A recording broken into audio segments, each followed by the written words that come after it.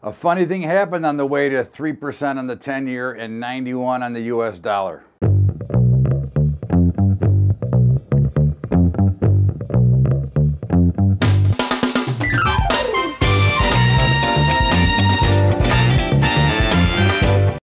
What's up, everybody? Welcome aboard to Bubba's Daily Update. And as we have said for months here, is 3% in the 10-year was a huge level, and 91 on the dollar was a giant level. And today both were violated, although we went back and closed below both.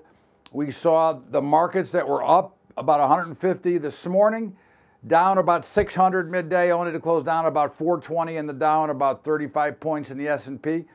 And of course, you can expect more of this now. These were what we talked about, the potential black swan events, which ties back into the Federal Reserve and their continuing financial engineering and everything else that they're trying to get done here. It doesn't work. And of course, rates are going to rise faster. And even with a little bit of a pullback, we're still closed just a shade under 3% and just a little bit under 91 on the dollar.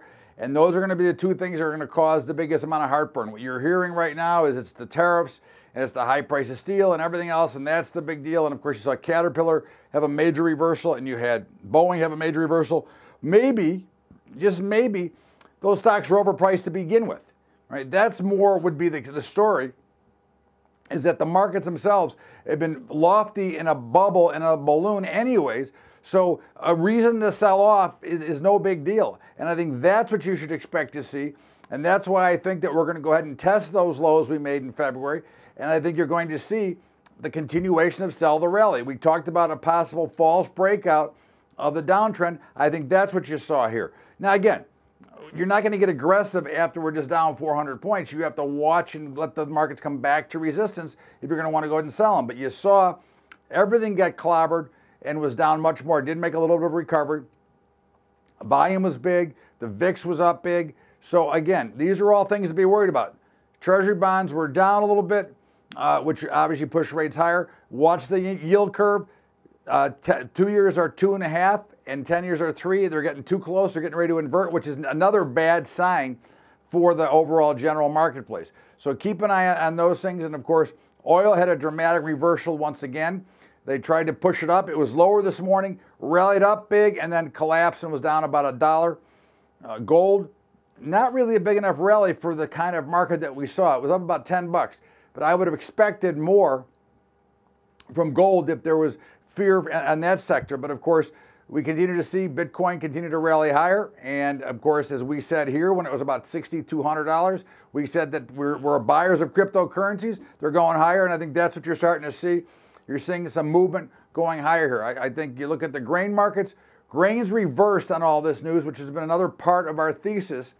Now, if the tariffs and trade wars were such a big deal, why are grains rallying? Right, they have the same effect. In fact, there's more effect on those than anything else. So they rallied. Wheat came from down about 5 cents to up 11. Corn rallied, and soybeans were down big and then closed up on the day. Meats, as we suspected, we didn't like the rally, and of course they did sell off late in the day.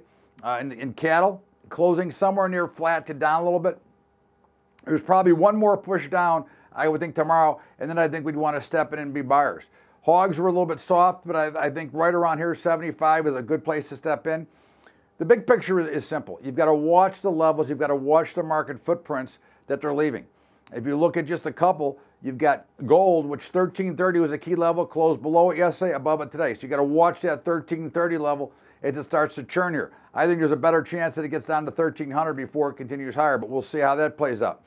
The bond markets look like they're going to continue to head lower, and of course that would make rates go higher.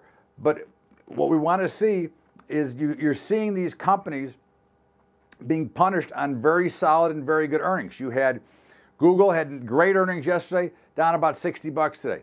Amazon down about 50 bucks today. So you're starting to see that the earnings, as we've said all along, are already priced into the market.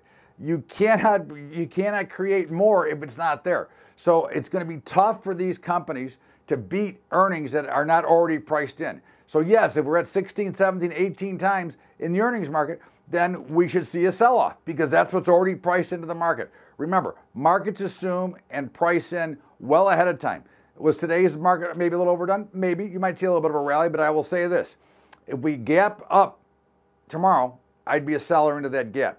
If we flush down early, I'd look for a spot to be a buyer. That's kind of the way you look to trade these markets on a very short term. That's the way I see it. This is Bubba's Daily Update. And of course, remember our high school investing program. If you'd like to help us out, patreon.com/Bubba Trading. And of course, don't forget to catch the Bubba Show every day from 4 to 5 Eastern at LibertyTalk.fm. Have a great day, everybody. Thanks so much for being here. Always a pleasure to serve. We'll see you back here tomorrow. Same time, same station on Bubba's Daily Update. Take care, everybody.